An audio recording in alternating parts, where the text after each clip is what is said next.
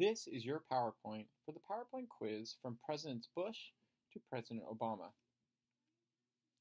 So the context for the 2000 election. In 2000, the dot-com bubble was still pretty strong economically. Because of that, President Clinton, the previous president before President Bush, had seen real successes take place in the economy. There had been a dramatic decline in unemployment. In fact, unemployment dropped all the way down to 4%, and there was a growth in real wages. This was the first time that we really saw some strong growth happening. In fact, real wages were growing across all the major sectors of all the major economic classes. This was a huge change, and it was a very positive change. However, President Clinton had been affected by his own personal sex scandals, the most important being the one with Monica Lewinsky. Because of this, Vice President Al Gore at the time, who had decided to run, decided not to use President Clinton in his re-election campaign. This was kind of strange because most of the time what vice presidents will do if they run for the presidency is that they will take the president they had been serving with and have that president campaign along with them. In this particular case, Al Gore tried to keep as much of a distance as possible from Bill Clinton because he perceived that Bill Clinton would be viewed as somehow a detriment based upon those sex scandals and a question of his overall integrity. Candidate George Bush. George Bush had been governor of Texas, and down in Texas he was viewed overall as a moderate conservative, meaning that he was seen as somebody who could work with the Democrats in the legislature there and was bipartisan. He had also had extensive experience within the private sector. He had run at one point the Texas baseball team, the Rangers. A local representative of the Republican Party, a man named Karl Rove, saw Bush as the perfect candidate who would be able to win over both moderates and especially Latinos within Texas and some of the other southern states. They also decided to run a very specific type of campaign strategy called the compassionate conservative. Compassionate conservatives tried to win over liberal voters by stressing that conservatives were really going to try to help out the poor, just not through the government itself. Instead, they would help to support the poor through faith-based charities. The argument overall was that the government really didn't do a very good job in assisting the poor, so that they could provide incentives and tax credits to faith-based charities and churches in order to try to help the poor to get out of poverty. This was stealing away liberal ground in the overall arguments, while at the same time making it within a conservative framework. The overall conservative framework being that the best way to provide charity for the poor was through the private sector. The election of 2000. In 2000, Al Gore ended up winning the popular national vote by 500,000 votes, yet he didn't become president. How is this possible? Well, we know that the way people are elected to the presidency is not through the popular vote. They are elected to the presidency through the Electoral College vote. In this particular case, Bush won 271 to 266. The vote had come down especially to Florida, and the problem was something called the butterfly ballot. What had happened was in one of the counties in Florida, a group of supervisors, in this case Democratic supervisors, had decided to have a ballot that had two sides to it. A lot of the voters in Florida were elderly, and they got confused by this particular type of butterfly ballot. And in this particular county, most of the voters were of Jewish American descent. Typically, these voters probably would have voted Democratic just because of previous patterns. But in this case, they ended up voting more Republican. This was probably because the ballot was so confusing. Because of that, Al Gore made the argument that throughout Florida, there needed to be a recount. And when the recount was done, another recount was done. Finally, Bush took the case to the Supreme Court. And in a court case called Bush v. Gore, the Supreme Court decided to end the recount in Florida. However, this particular case was extremely controversial. Here's why. First of all, the Supreme Court had a majority of conservatives at the time, which raised some suspicion as to whether they were making this decision based upon law or if they were making this decision based upon politics. Now, to be fair on this, one of the people on the Supreme Court, Sandra Day O'Connor, was a Republican, but she was moderate, and in many cases she had made decisions that went against Republicans. So even though suspicion was raised, it was really questioned if this was all that controversial. But then there was a second problem with Bush v. Gore. In Bush v. Gore, the decision came down to the 14th Amendment, the Equal Protection Clause. Now, this is really strange. Conservatives claim that we ought to look at the Constitution through strict construction. What did the Constitution mean in its beginnings? So what was the 14th Amendment really about? Well, the 14th Amendment came after the Civil War and had to deal with African American rights. If you read it literally, what the 14th Amendment meant was equal protection under the law for all people based upon racial background or national background, not equality under the law for voting. But then there was a third issue of Bush v. Gore that was rather strange. It was kind of argued at the time that, okay, if we were going to have equal protection under the law for different types of voting systems, then we would have to start applying this all over the country, and there would be numerous lawsuits brought about this issue. So the justices very clearly said that Bush v. Gore only applied to the case that had happened in Florida. All of these issues combined together raised huge suspicion about whether the Supreme Court had acted out of law or had acted out of politics. Either way, President Bush ended up becoming president. And when he became president, he started to enact his domestic agenda. So in 2000, like we talked about, the dot-com bubble burst, leading to a short recession that occurred from 2000 to 2002. President Bush claimed at the time that the best way to get out of this recession was to enact tax cuts that would help to boost investments in private sector spending. We've seen this before. This was done very similarly during the Reagan era. So in 2001 and in 2003, we saw two different tax cuts that were done to the top marginal earners, and they were done also across the board to all other classes. Notice here that we're seeing that similar claim to the Reagan era. This is very similar to Reaganomics and supply-side economics. The idea being we cut taxes, we see more economic growth, and that would then allow us to collect more taxes, but at a lower rate. The next part of the Bush agenda was to try to transition the government out of federal programs. Now, Bush was very strategic in this. He did not believe in ending all federal programs overnight, but rather thought that the best way to do this was to transition out of the federal government programs by subcontracting out these programs to private companies. His hope was that these private companies would do such a good job that he could then turn to the public and say, why even have them be done through government at all? This would probably take a good 5 to 10 years, but over that transitionary period, we could start to see private companies take over what government was doing in the past. For example, Bush enacted Medicare Part D. Under this program, the government would create a subcontracting to competitive private companies for healthcare for the elderly. The idea being here that over the time, elderly would become so happy with the way private companies were doing Medicare that eventually Medicare could be phased out altogether. Another example, even though Social Security privatization was never done, Bush was hoping that he could eventually provide a partial privatization of Social Security. His idea was that Bush would have people invest some of their money, a percentage of their money, in their own personal accounts. If this worked out well, which he believed it would, over time he could come back to the public and say, why have Social Security at all if we see that partially this is working and you can do your own type of Social Security investment in the long term. Or take his educational reform programs, No Child Left Behind program. In this program, schools would have to meet certain basic proficiencies in testing for students. If they could not meet those proficiencies, then parents would be able to enroll their children in private or charter schools. The problem was that the funding for No Child Left Behind was not very strong, and on top of that, the proficiencies were so high in the way that they were defined that most of the reports that were out for No Child Left Behind said that the schools would probably fail en masse through this program. So this would then be able to create a good justification for parents to move their kids out of public schools into charter and private schools. Notice the commonality in all these ideas. This is very strategic. Bush believed that by turning over these ideas to the private sector, a better job would be done there, very much a conservative idea, and then Bush could come to the public and just say, why have government get involved in any of these areas? We might as well just turn it over to the private sector. 9/11. However, what really changed the Bush presidency was September 11th. On September 11th, 2001, 19 terrorists flew 3 planes aimed at U.S. buildings. Each one of these had a particular strategy to them. The first 2 planes that hit were at the World Trade Centers, and really the hope of these terrorists was not what we ended up seeing on September 11th, which was a tragedy in and of itself, but they hoped to create a far worse tragedy. Their hope was that these planes would hit the World Trade Centers with such force that the World Trade Centers would actually topple over, collapsing over the entire New York business district. Sadly, and I hate to say fortunately, this did not happen. Instead, obviously, terrible tragedy happened. 3,000 people lost their lives as the buildings collapsed directly downwards. This at least muted part of what the terrorists had hoped for. A second plane was flown into the Pentagon, hoping to disrupt military services in the United States. And then there was a last plane that we thought was aimed at the White House. It has turned out that we now know that that last plane was actually aimed at Capitol Hill and trying to take out the entire congressional building.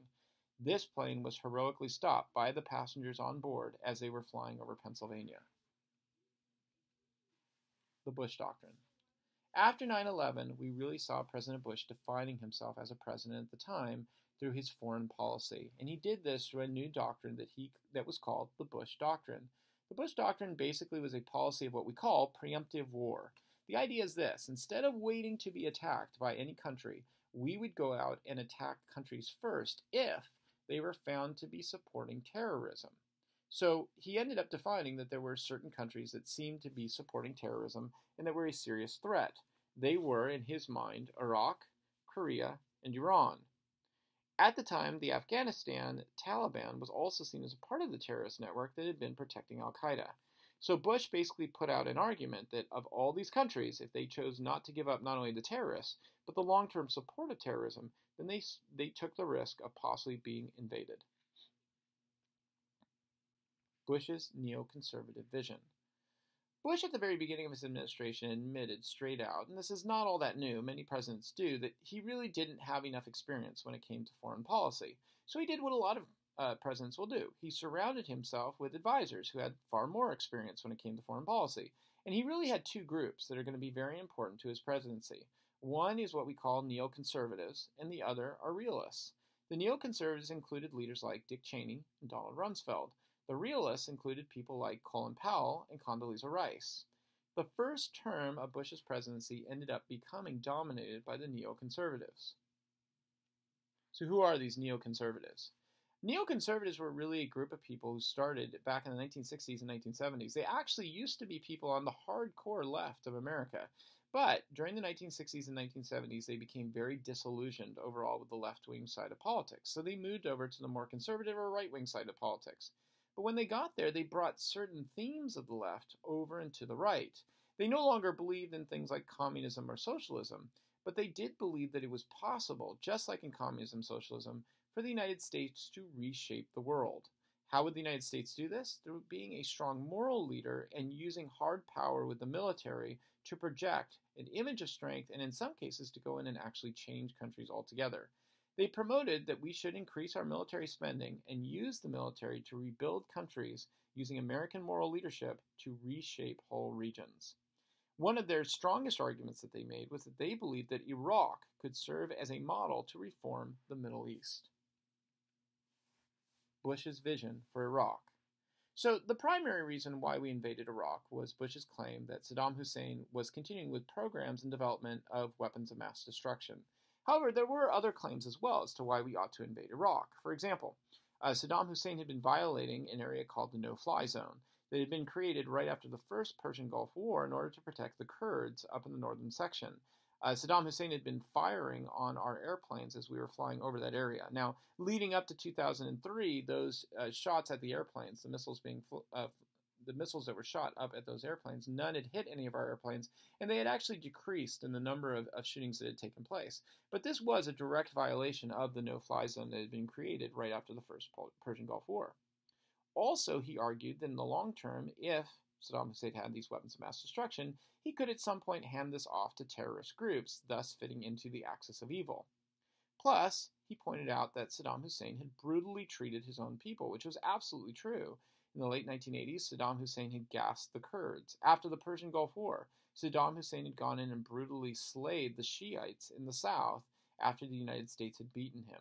In fact, Saddam Hussein did this because he feared at the time that the Shiites would see him as weak and would rise up and conquer him. So Saddam Hussein went in as a preemptive action and just basically brutally slayed the Shiites in the south. The idea overall for Bush's vision for Iraq, and this comes from the neoconservatives, is that Iraq was a place in which it was not highly religious. So the belief was that we could provide a model of a secular, capitalist, and democratic state, and the rest of the Middle East would see how successful this was, and they would begin turning in this direction. The critics of the Bush administration. Critics claim that the Bush administration was not being upfront about what really was going on as far as Iraq. For example, they claimed that there had been weapons of mass destruction. In fact, we had given them to them.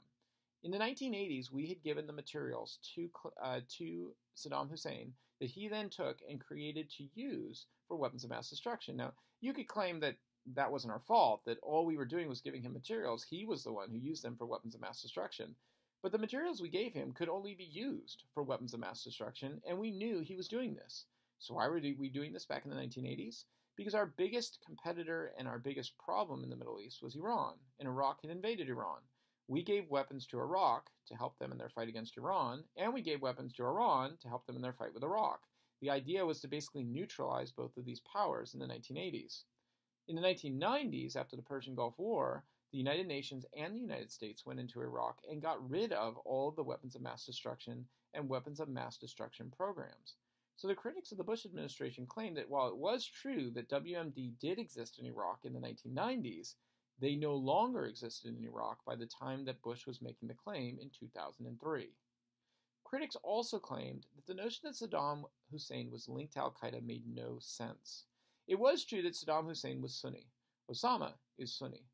But Osama bin Laden saw Saddam Hussein as an infidel because he was not a true Muslim. For Osama bin Laden, Saddam was a secular individual who stood for Ba'athist socialism, who only used Sunni Islam as rhetoric to defend himself. Osama bin Laden hated Saddam. So the claim was also amongst critics that the Sunni and Shiite divide in Iraq would almost make reconstruction difficult, if not impossible. In the end, most of these critics claimed that the real reason that Bush was going into Iraq had more to do with oil than it did have to do with weapons of mass destruction or protection of human rights. The Rumsfeld Strategy. Donald Rumsfeld, as a neoconservative, not only advocated for going into Iraq, he also saw it as a test case to start to look at a new type of military strategy called the light footprint strategy. The idea was to provide very few American troops in the reconstruction. Instead, we would train the Iraqis to basically stand up for themselves within this theater of war. Now, why would he want to do this? Remember, neoconservatives believe in strengthening the American military in order to reshape the world. What he wanted to test out in this case was whether or not it was possible for Americans to win a war in one area and still have American troops ready to fight in another theater of war. He also tried to run this war effort through a very centralized data collection system in the Pentagon. The main thrust of this overall was for the American government to have a very centralized system with the possibility of multiple theaters of war, if needed, and that local troops in these countries would be able to take over and run their own countries. The Iraqi Civil War. So the overall war effort that was done within Iraq was highly successful. In fact, the American government had predicted it would take 6 months to win the Iraqi war, which would have been a pretty quick war. It didn't. It took 3 weeks. The war effort was very easy overall, but the reconstruction effort did not go the way the American government had thought it would. After 2 years, America was still trying to reconstruct Iraq, and in 2005, an Iraqi civil war erupted. Al-Qaeda in Iraq prompted the civil war by bombing the Golden Mosque in Samarra. The Shiites saw this as an attack on the majority Shia by the minority Sunni. So the Golden Mosque is a Shiite mosque, and they believed that the Sunni had been the ones to attack. In fact, it had been Al-Qaeda that had done this. The Shiites began forming up militias that would go late into the night and attack towns and villages at night, massacring people. That drove the Sunni over to Al-Qaeda in order to find protection against the Shiites. And during this entire time, the American troops kept that light footprint idea by keeping their troops located in an area called the Green Zone. The Green Zone was an area in which the American ambassador was. There was a huge American embassy there. And if you went into that area, things actually were incredibly good. If you were to go into the American embassy, there were huge swimming pools. There were huge theaters. There was numerous different types of restaurants there. It was actually a very calm and rather beautiful place to be. But if you went right out of the Green Zone, you would see the kinds of attacks that were taking place. Donald Rumsfeld's idea to keep Americans outside of the city and inside of this Green Zone isolated Americans from what was really going on in Iraq at the time. Condoleezza Rice and the Surge. And this really is where the war effort ended up changing. In fact, if there was anybody who was a true hero in changing what happened throughout this entire war, it was Condoleezza Rice. Colin Powell had been Secretary of State during the first term of the Bush presidency. In the second term, Condoleezza Rice replaced him when he resigned. Rice and Rumsfeld disagreed on almost everything about the strategy of the war, but in the first term, Rumsfeld ran the advice for President Bush. Rice believed that more troops were necessary, and she began hearing from generals on the ground that the troops needed to get out of the Green Zone, and they needed to be in the cities and villages all around Iraq, making relationships and showing that the Americans were on the side of the Iraqis. Rice eventually won the ear of Bush in the second term because Americans were so fed up with how the war was going. And at that point, Bush announced the surge strategy, upping the number of troops in Iraq. The results of the surge. At the time when the surge was called for, Democrats had won the House of Representatives in 2006, as well as the Senate, and most Americans felt that the war was going badly and that we needed to get out. What most Americans didn't know is that there were huge changes that were taking place in Iraq. For example, there was something called the Sunni Awakening, where the Sunni brothers decided to leave al-Qaeda and join up with the Americans. When they decided to join up with the Americans, that left al-Qaeda isolated, and with the huge increase of troops, violence increased at the beginning as Americans started to get more involved, but then declined significantly afterwards. Eventually, al-Qaeda, due to both the American troops in the surge and due to the Sunni Awakening, was basically kicked out of Iraq. However, major changes had also been taken at the time in economics, and this had to do with something called the derivatives deregulation. So this actually started back in the 1990s under Bill Clinton. In 1999, Clinton had signed something called the Gramm-Leach-Billy Act, getting rid of the wall between commercial and investment banks. You might remember that when we studied about the Great Depression, this had been formed in the Glass-Steagall Act. There had been a wall formed between commercial and investment banks. But a lot of people had argued that there was a need to deregulate this, allow for banks to compete against each other and provide more options for people. In 2000, Bush furthered this by signing the Bank Modernization Act that then allowed for something called derivatives to be deregulated. A derivative basically meant that you would have housing loans given out by banks that were then bundled together. So you'd have a ton of these loans. They were taken and grouped together, and then they were sold out on the stock market for people to invest. But on top of all that, companies decided to insure their losses. So just in case, if a derivative didn't make much money or they lost money off of this, they could buy insurance from a company. And the most important of these was AIG. AIG ended up insuring these companies against their losses.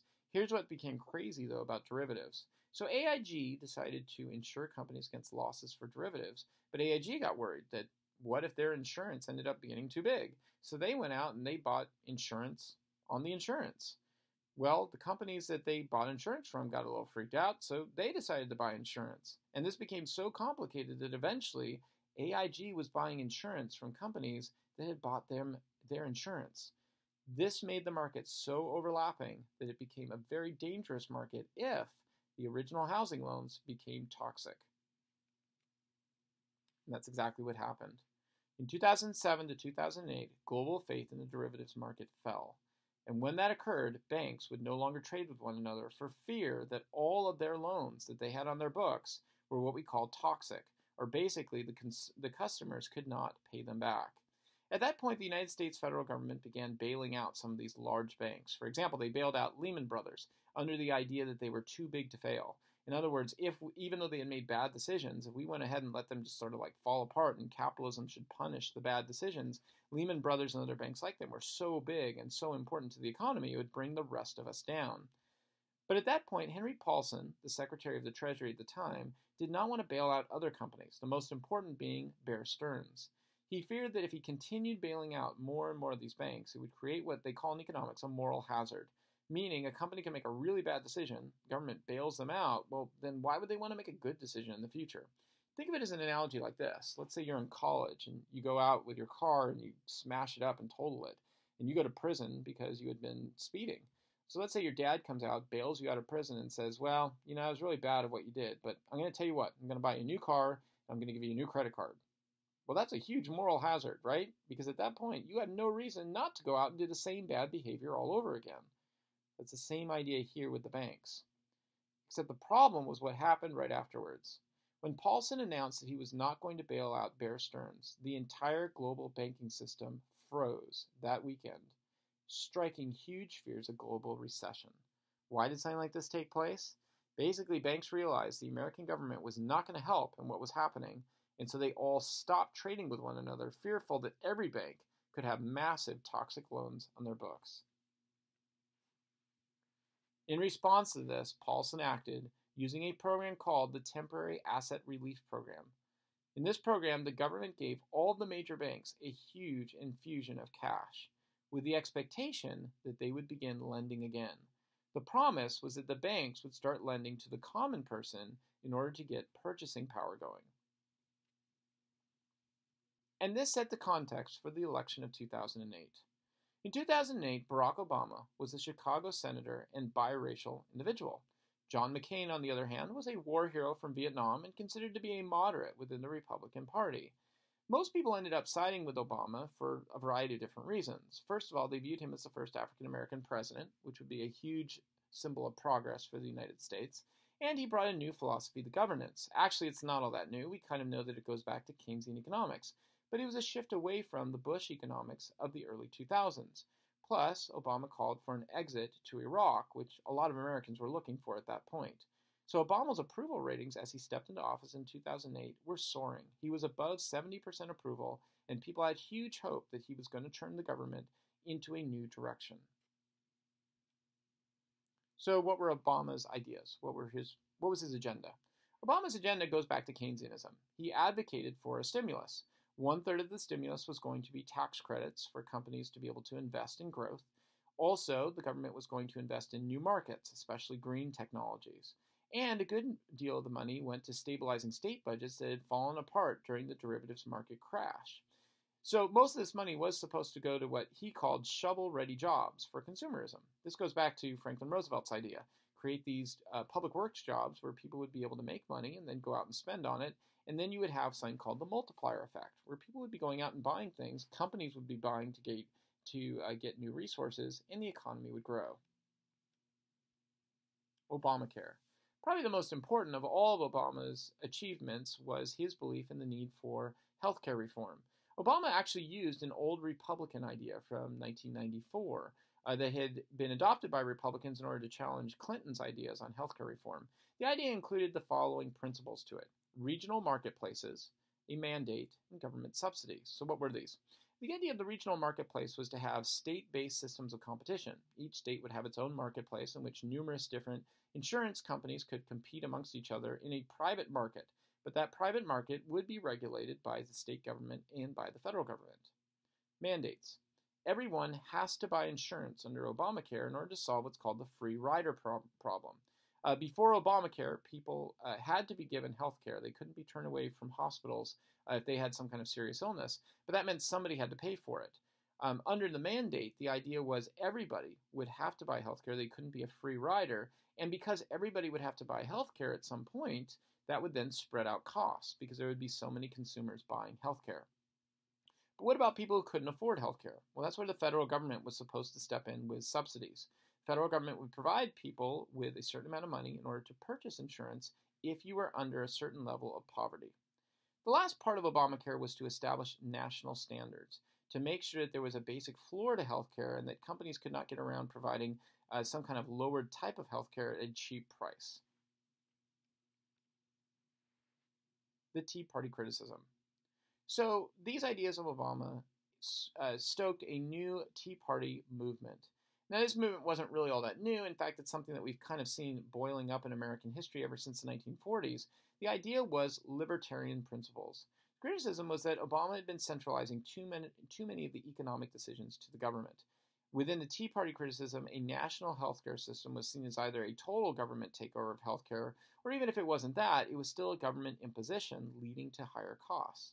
Also, the Tea Party has seen Obama as centralizing too much power, bypassing Congress, and making decisions based upon mandates, based upon executive decisions for war, and based upon general executive orders on other issues.